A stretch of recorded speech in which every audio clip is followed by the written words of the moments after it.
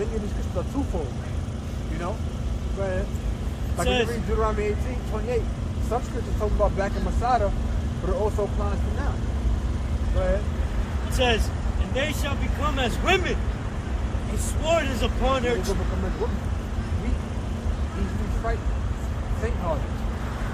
Go ahead. A sword is upon her treasures, and they shall be robbed. A drought is upon her waters, and they shall be dried up. For it is the land of graven images. Oh boy. Yeah. Yeah, I was about to say that, bro. Yeah. Land of graven images. Don't they have an actual obelisk from Egypt, and what's that? Central Park. You know? Not only that, they have okay. Look at that what is that Mount Rushmore? That's some of great images, man. Those are great images, man. That Esau have put up there to put themselves up as they're the greatest beings that ever lived, man. Here it is, you got Esau professing themselves to be the Almighty and their son, man. That's blasphemy. But hey, guess what? They're gonna pay for that. That goes back during the time of Ptolemy Sota and Ptolemy Philadelphus, which was his son, man. That goes back to Serapis up until now.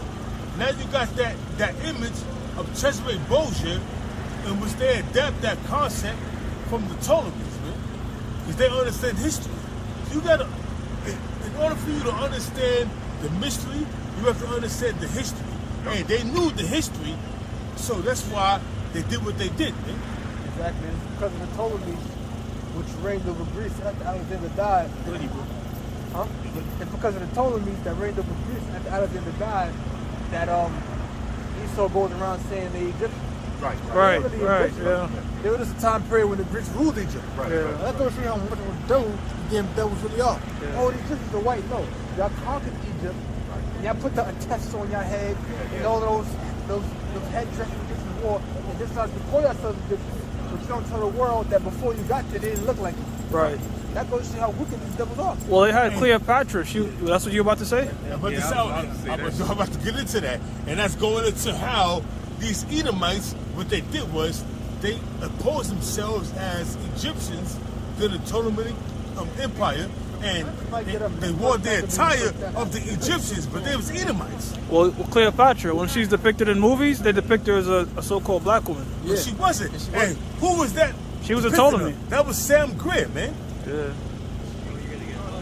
She was a Ptolemy. Ptolemy, and that's why my woman, we got in an argument, and she was telling me that, Cleopatra was black. Nah, Cleopatra was of the Ptolemy dynasty, man. She was an Edomite woman, man. And that was the title that was put upon her. There was many Cleopatras, man. Yeah, that was Cleopatra the 7th. That's the famous one. Yeah, so she was like, no, Cleopatra was black. So she Googled it. Was Cleopatra black? And it came up Cleopatra was of the Ptolemaic dynasty. She was an Edomite, so-called white woman. She had that big so-called Jew nose. And I was like, oh shit! It brought it out. She was confounded in the spirit. My woman was all hurt and everything, and she was all a fan of Cleopatra, Pam Grier. Like that was a fucking Edomite woman, man. Yeah, and that she was horribly ugly, man. Yeah, she was ugly as hell. Horrible ugly. She was really ugly. Ugly as hell too. Yeah. She was really ugly. If you look at like coins of Cleopatra, like the brother said, man, she had that hook nose, man. Straight up kite, man. I got it right here. Fake Jew. This is Wikipedia. This is Cleopatra the 7th Philippina. Was queen of the Ptolemaic kingdom of Egypt from 51 to 30 BC. And its last active ruler, a member of the Ptolemaic dynasty, she was a descendant of the founder Ptolemy the First Sodom, a Macedonian Greek general and companion of Alexander the Great. Because Ptolemy Sodom was one of the companions of Alexander. That's how when you go to the first chapter, it tells you the generals that came out with him from his youth. Right. Mm-hmm. They don't know that Ptolemy was Alexander was taught by I believe it was Aristotle. Aristotle, yeah. Not mistaken, Aristotle. He was told by him. I believe it was Ptolemy, I think Seleucus, and Hephaestion, all of his different generals. Right, read it, bro. So real quick, before you get that, that's why my woman was fucked up in the head, when it read that it read that they was all Edomites from Ptolemaic dynasty. She was all fucked up in the head, and I was looking at her like, okay. Oh, you know she a woman, bro. She ain't there for the dick. Yeah. All right. I'm saying that's how it be. Cause you know, women see something on TV. Oh, man, like you see a video. Oh, Nefertari look. She got a small lips. It's supposed to be a Hamite. You know, her damn all lips wasn't looking like no goddamn Emma Thurman. Yeah, bro. That's how you saw, you know. Man. This verse Maccabees, chapter 1, verse 1. If anybody got points, I can bring them out. Yeah. It says, and it happened after that, Alexander, son of Philip, the Macedonian, Philip II of Macedon. Go ahead. who came out of the land of Sittim, They associate Sittim with Kittim. They associate that with Cyprus. Right. When you look it up. Right. Go ahead. says, had smitten Darius, king of the Persians and Medes, that If I'm not mistaken, that was the Battle of Thermopylae. Because you had many different battles that Alexander had with Darius. The final battle, I think the final battle was the Battle of Gaugamela, if I'm not mistaken. I think Thermopylae was with Xerxes, right? Thermopylae means hot gates. Yeah, Thermopylae means hot gates. Yeah, so that's what Xerxes. So it gotta be the Battle of Gaugamela. Yeah, that's right. I remember that from the lesson. Go ahead, bro. Yeah, that's what years ago. Yeah. Yep, the Battle of Gaugamela. Yeah, that was the national home of the Persians. I got it right here. It says the Battle of Gaugamela, also called the Battle of Arbela, was a battle that took place in 331 BC between the forces of the army of Macedon under Alexander the Great and the Persian army under King Darius III. It was the second and final battle between two kings and is considered to be the final blow to the Achaemenid Empire, resulting in its complete conquest by Alexander. Like when you go to Daniel the 7th chapter, it speaks about the first beat shows the Assyrians with the lion with eagle's wings. Yes. Which that was called the Lamassu. It was called Lamassu. It's a protective deity of the Assyrians. But then the wings were plucked off to sit up as a man because they fell down in front of Babylonians. But there was a war that took place that made it happen. When you go into history, you find out those are actual wars that took place. Go ahead. God. It says, had smitten Darius the king of the Persians. Hey, well, and we're at the Medes. history museum. So we're guys going through history. Real history. Yeah, go ahead. And bro was talking about Cleopatra II. Cleopatra II was she was in a relationship with Mark Antony. Yeah, Right. exactly. She was in a relationship with Mark Antony. I mean, the seventh. Cleopatra the Seventh, yeah. I said 6? You said second. Oh, second. So like Cleopatra the 7th was in a relationship with Mark Antony. Yes. And you had a battle called the Battle of Actium. The Battle of Actium was between Mark Antony and Cleopatra the 7th's forces against Octavian. Yeah, Octavian Caesar.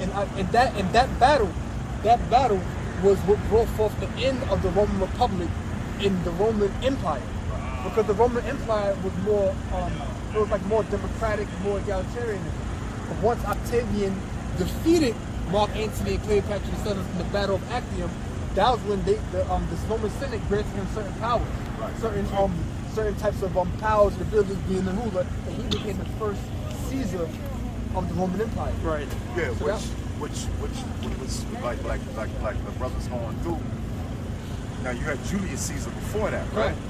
But all them guys get their name from Julius Caesar. That's right. You know what I'm saying? Right. You had the Kaiser, that's Caesar. The Tsar, that's Caesar. All they get it from Julius wasn't considered a real emperor. You see what I'm saying? Right. Until Octavian, which is Augusta, where you get the month August from, man. So now you know we living in a Roman Empire, man. Go ahead, bro. Can I add real quick? Can I add a sidebar? Mark Antony was the one that appointed King Herod king over Israel. There you go. Yeah. And you see the thing about it, it's spiritual mention them because I did a show on the Hasmonean Dynasty a week ago. Sure. And I was going to the history to the spirit because, like I said real quick, he said Julius Caesar wasn't a real emperor. He wasn't. He was, you could call him a quote-unquote emperor of the Roman Republic. Yeah, Roman. It wasn't the empire yet. Right. And then when Octavian came in, he became the first Caesar of the Roman Empire. That's when that title started to become everybody. Like the brother was saying, Mark Antony was the one that had set up Herod as the king of the Jews. Right. Because what happened was They chased his ass. Herod was put up as A vassal. the Romans as a vassal. See, what a lot of people don't know is that the Hasmonean Dynasty, which is the Maccabees, what happened was they had conquered the Edomites. Right. And when they conquered them, they pushed so-called Judaism or the Torah on them. And when they pushed it, John Hyrcanus II. John came in second, and with the spirit. And when they pushed it up, and when they pushed it on them, what happened was they started to keep the traditions of the scriptures. And guess who was living in Nagumi at the time? Herod the Great. Yeah. No wonder why Herod wanted to slay the law, because being raised as a Edomite, being raised as a Jew, reading the Torah, he knew that it was a prophecy. Yes. Was it Nicanor II? Nicanor or Nicanor II was the great grandfather of Herod, and John Hyrcanus put it under his wing, and he pretty much infiltrated our dynasty, you know, and that had King Herod married into the Hasmonean. That's right. Nigga woman as Hold on, brother. Let me finish. Hasmonean dynasty. Let me finish. Let me finish real quick. Yeah, Like, like on the spirit. yeah. Well, right. So you had King Herod married into the Hasmonean dynasty, and what he did was he killed off all his sons. He didn't trust them. He didn't trust them. You know what I'm saying? That's why they said it was better to be, I believe, a pig to be the son of Herod. And I don't know if you brought this out in your lesson, but you also had a sect of Israelites calling themselves Herodians, because they just followed the way of Herod. Because Herod, he was a builder. He gave them a lot of jobs. That's why he was Herod the Great. He built a lot of structures. Yes. Right. That's right, brother. Yeah. Slaki, I think the Herodians were part of that whole additional people that were during the time of Yahushua. Well, Herodian is just like how you have these people that like follow Trump and they're like a Trumper. Yeah. So it's the same shit. They were just like. Say that and go bring that scripture out. All right, Like so Donald Trump, he was a builder. Like Herodian. Yeah. He was a builder of infrastructure. So that's what Herod was doing. Yeah, He was building the infrastructure, built the temple. He built another temple, you know? And so he was like considered a great man for his architecture that he built. he pretty much turned certain lands like Galilee was like known as like a slum type of area, and he built these great structures. I don't know any brother want to build it up, but because my phone is here, but he pretty much like renovated it. You know, like how they gentrify certain parts. He was doing the same shit back then. He was making it nicer. You know, he was known for building those channels, those aqueducts, I believe. Yeah, that's what. He was known for those aqueducts. Fortresses outside of where he reigned, just in case he had to flee. Yeah, and Jake wanted work, so they was backing him, just like these Jakes do today. They back Trump, or he was giving us jobs and all this type of shit. Same thing. Hey, but that's the devil for you, man. Yeah. You know, because he's doing all this shit. You know what I'm saying? Oh, yeah, I gotta have some spots. Just, I gotta bounce and flee. Hey, but that's Esau. Esau, what did the scripture say, man? That though thou dig thyself in the rocks, you know what I'm saying? You know the scripture, right? Yeah, dig thyself into hell. Hey, man. I got something. Characteristics of Herod. 2 Corinthians 11:4. And no marvel, for Satan himself is transformed into an angel of light. So Satan is a so-called white man, an adversary. What he does is he'll do things like that. You know what I'm saying? I'm here to renovate the projects, but when you really go into the crux of what he's trying to do, it's really to get you niggas out of here. It's always some sort of ulterior motive. It's not sincere. You know what I'm saying? And it was the same thing with Herod. He wanted a position amongst our people. And it worked to his favor, because again, you had Jakes that was siding to this dude, all right, because he was giving them construction work, you know. He was a master builder. And like the brother, like the brother I mentioned it, like he said, if you support Trump, you're a Trumper. Yeah. Like back in 1964, you had Senator Goldwater who opposed the Civil Rights Act in 1964. Barry Goldwater, and the supporters of Goldwater were called, like the thing with Hillary Clinton, she supported him. They were called Goldwater girls. They supported him. You got that? No, I'm sorry. First Maccabees, the first chapter. All right, this is Maccabees. First Maccabees 1:1, and it says, and it happened that after Alexander, son of Philip the Macedonian, who came out of the land of Shittim, had smitten Darius, king of the Persians and Medes. That's the battle of Gaugamela. The final decisive battle between Darius III and Alexander. Go ahead. That he reigned in his stead, the first over Greece. There you go. And made many wars, and won many strongholds, and slew the kings of the earth. Yep, go ahead. Right? He made many wars. Going to Ezekiel the 35th chapter, you know, we read earlier, man. And you know, since blood shall pursue you, since thou hast not hated blood. You know? I gotta go over that lesson we did years ago. Yeah. We went to all of them different wars. Yeah. It's always good to just bring it back up, man. Revisit it, of course. It says, and went through to the ends of the earth, and took spoils of many nations. real quick, the ends of the world. This guy traveled from the west to the east. I mean, he went all the way to India before he died. They said he conquered the known world. Yeah, most of the known world. That's right. Yeah. When Alexander the Greek tried to go into the land of Arabia, they was like, nah. Yes. First was like, nah, we ain't doing that, man. Yeah. Because they was in the quit, and they was like, nah, man, we not doing that, man. Right. So now we know that the land of Arabia they was going to the cliffs and the crevice of Afghanistan, and they done lost that shit heavily because that was mountains, man. They try to print the picture like Alexander won every war. He didn't win every war. Of course he did. He lost some battles, but came back. Yeah, the unknown world is talking about over there in the Middle East, man. That was the known world, because this side on the earth, where we at now, stand on now, is concrete. Over here in America, this land was never inhabited, man. So, you know what I'm saying, like the Apostle Tahar said, the known world was talking about over there in the east. That's right. That's where everything started. Right, Everything started in the east. It says, in so much that the earth was quiet before him. It was quiet. In other words, nobody dared to oppose him, come up against him. That it was in fear. The person that you're afraid of, yo man, get up, what you gonna do? Once you get all quiet and scared, because they're frightened. The whole earth was frightened before Allah. Go ahead, brother. It says, whereupon he was exalted and his heart was lifted up. Yeah, he was popular.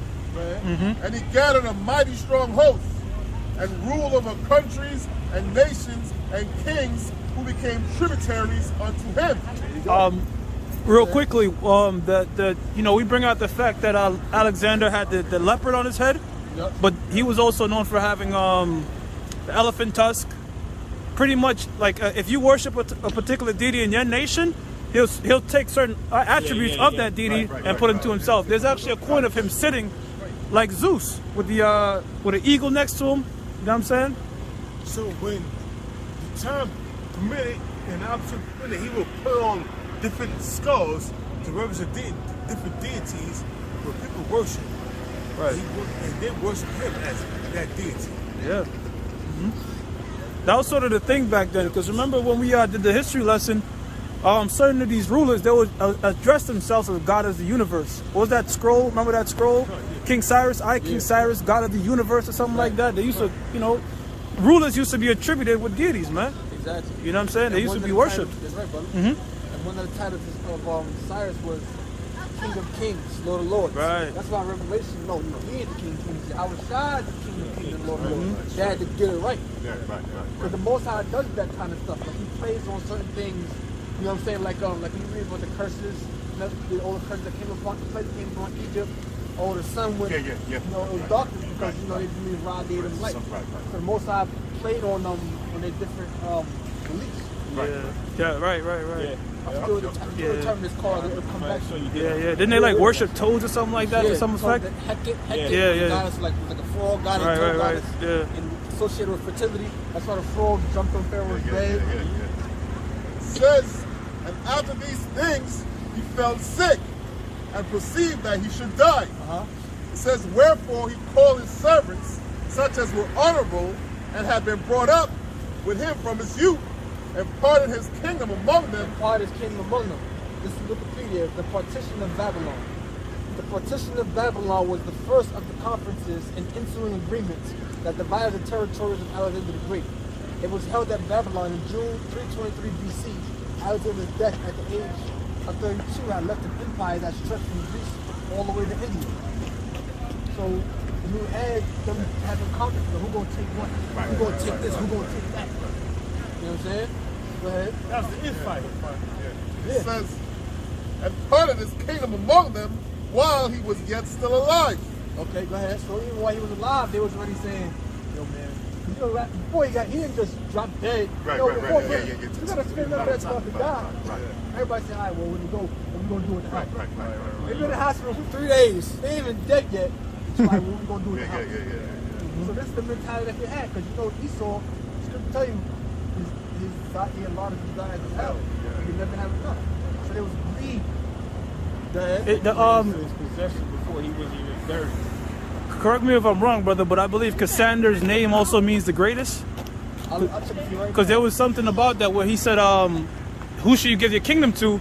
And he said, it was a debate because Cassandra's name, I also believe, translated to the greatest. Like, if you know, like, leave it to Hope, and there's somebody named Hope or something like that. It sounds familiar. But I definitely remember what you said, okay? Yeah. I see, I know Cassandra says helper of men. Yeah. It was something to that effect. Because they outright asked them, you know? I got a precept up. This is Isaiah 56 and 11.